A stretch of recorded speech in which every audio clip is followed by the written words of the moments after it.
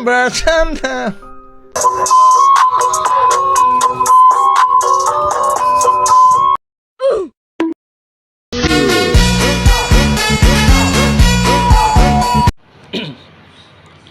Oke, selamat pagi semuanya. Jadi di video kali ini saya akan menjelaskan materi pertemuan keempat mata kuliah pengantar data science. Kita mulai. Bahasa pemrograman Python. Apa sih itu bahasa pemrograman Python? Bahasa pemrograman Python adalah bahasa pemrograman yang ditunjukkan untuk general purpose programming dan termasuk dalam kategori high level programming languages. Diciptakan oleh Guido van Rossum dan pertama kali diperkenalkan pada tahun 1991.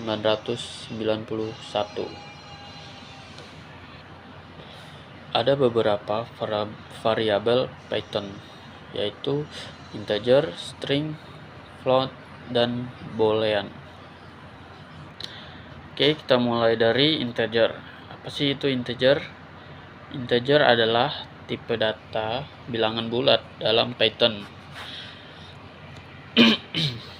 Bilangan bulat berarti tidak ada koma dan ataupun desimal. Tujuannya adalah untuk menyimpan dan mengolah data angka bulat supaya komputer bisa melakukan perhitungan matematis logis berbasis angka. Contoh dari integer.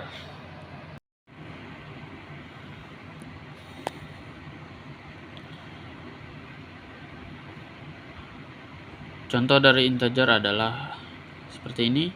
Misalnya kita ketik angka sama dengan 12, angka 1 sama dengan 12, terus angka 2 sama dengan 5, terus kita operasikan matematika sederhana.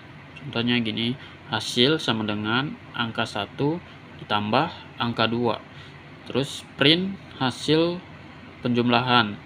Itu hasilnya adalah seperti ini. Hasil penjumlahannya sama dengan 17.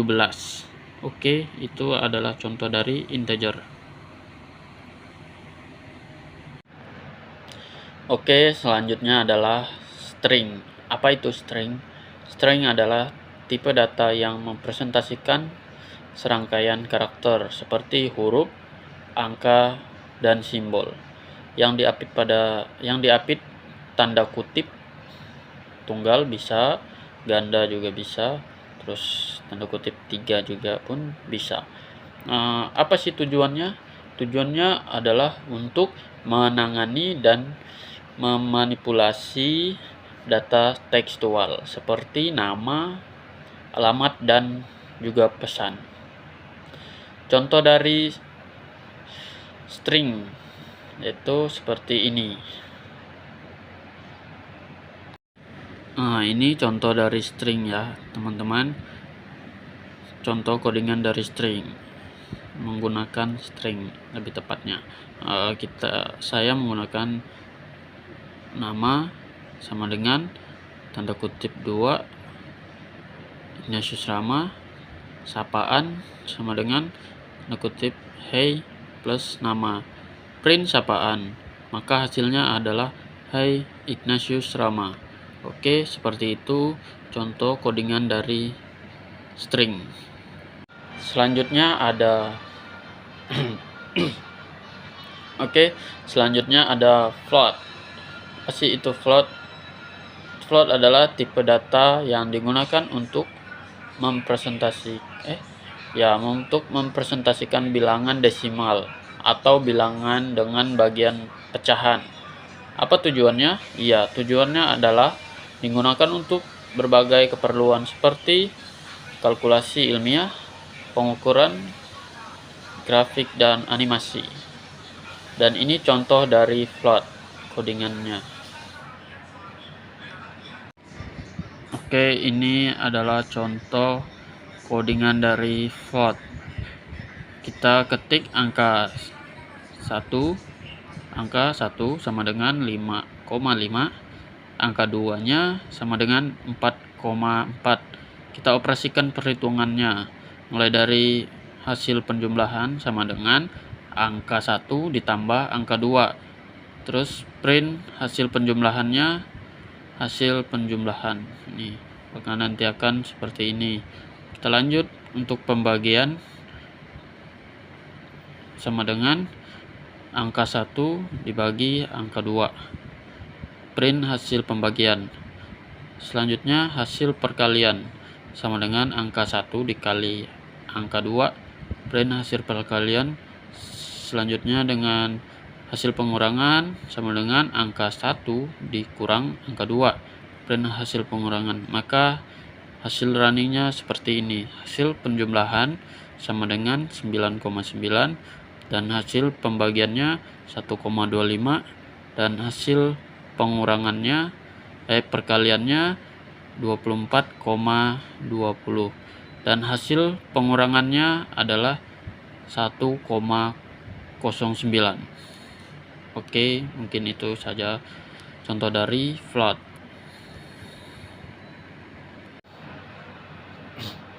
Selanjutnya yang terakhir yaitu boolean. Apa itu boolean? Ya, boolean adalah tipe data bawaan yang hanya dapat memiliki satu dari dua nilai, true benar atau false salah. Tujuannya adalah untuk mengendalikan alur program melalui pengambilan keputusan berdasarkan kondisi perbandingan nilai dan operasi logika. Contoh codingan dari boolean itu seperti ini. Oke, ini contoh dari boolean. Usianya sama dengan 24 tahun.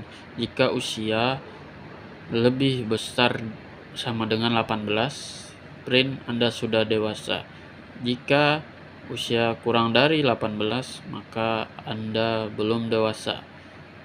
Karena usianya 24 tahun lebih besar dari 18, maka hasil runningnya yaitu Anda sudah dewasa.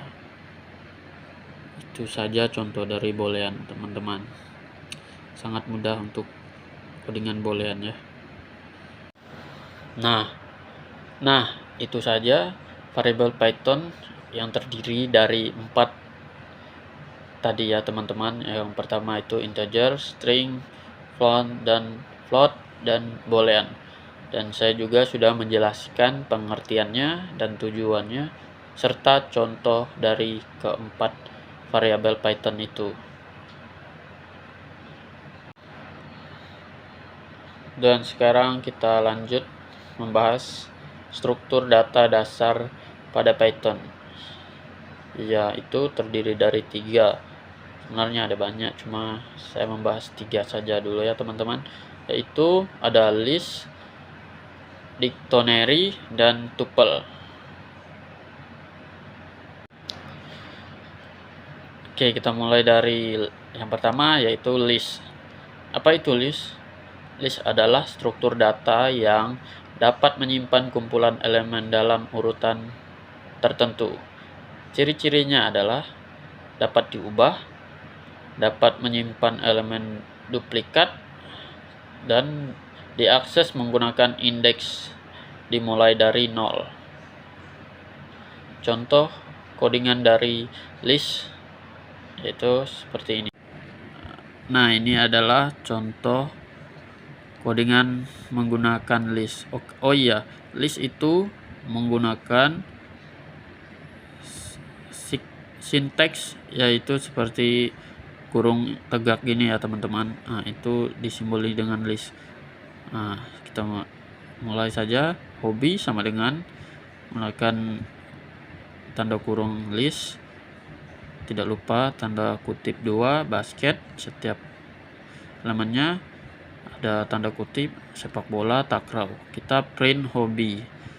Terus menggunakan tanda kurung list tadi mulai dari 0 itu untuk output takraw. Terus kita untuk menambahkan elemennya kita menggunakan up append, yaitu kita mulai dari hobi, append, ketik append, kita tambahkan volley, itu untuk menambah elemen. Terus untuk menghapus elemen kita menggunakan remove, yaitu seperti ini, remove. Nanti ada di servernya sendiri, kita ketik maka dia akan muncul, kita tekan enter saja. Terus hasil codingannya adalah basket, karena seperti itu. ya seperti itulah contoh dari codingan list. Kita lanjut yang kedua, yaitu dictionary. Apa itu dictionary? Dictionary adalah struktur data yang menyimpan pasangan key. Setiap elemen diakses menggunakan key. Ciri-cirinya: mutable, tidak mendukung duplikasi key, diakses menggunakan key. Ini adalah contoh codingan dari key. Kita menggunakan identitas sama dengan dictionary itu ditandai dengan tanda kurung seperti ini ya teman-teman. Dia agak ada belok-belokan dikit, terus ada ujung di tengahnya ya, seperti itulah. Nah, kita ketik nama, yaitu Ali, umurnya 25 tahun, pekerjaannya adalah pro gaming. Kita print identitas nama, itu untuk output Ali. Identitas umurnya itu untuk mengubah nilai. Tadinya umurnya 25 jadi 26. Dan untuk menghapus pasangan kunci nilai, itu pekerjaannya ya, kita menggunakan del. Terus identitas seperti ini, dan hasilnya adalah ini teman-teman, Ali, karena di hasil runningnya seperti itu ya. Mungkin itu saja contoh dari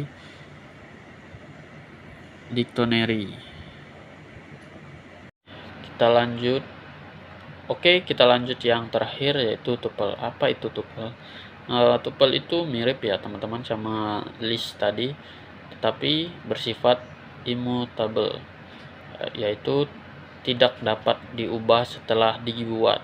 Ciri-cirinya ya mutable, dapat menyimpan elemen duplikat, diakses menggunakan indeks.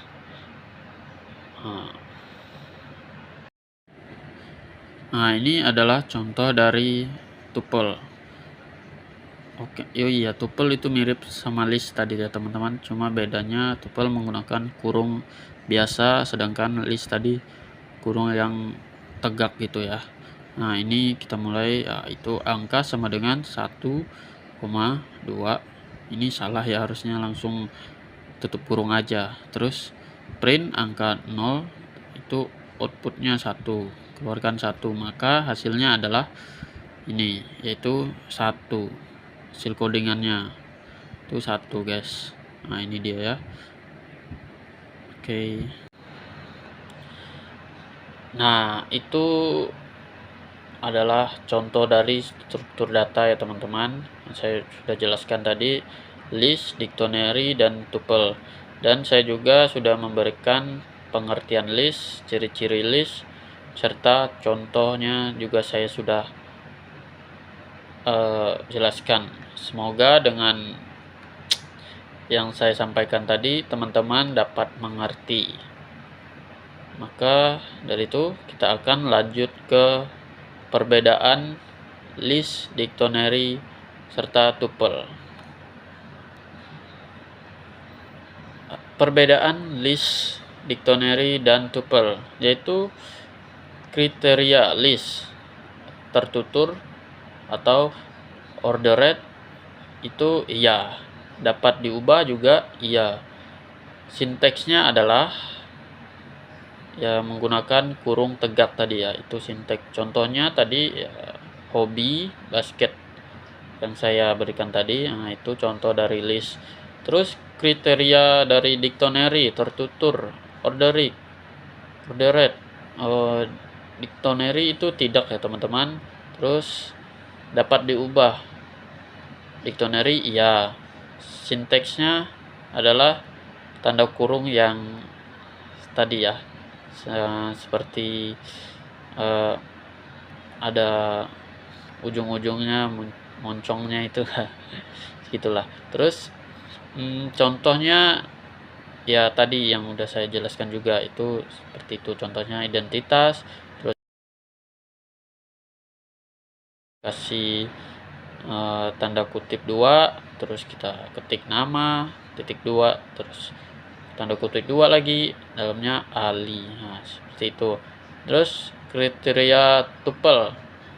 Kriteria tuple itu tertutur ya, dia tertutur.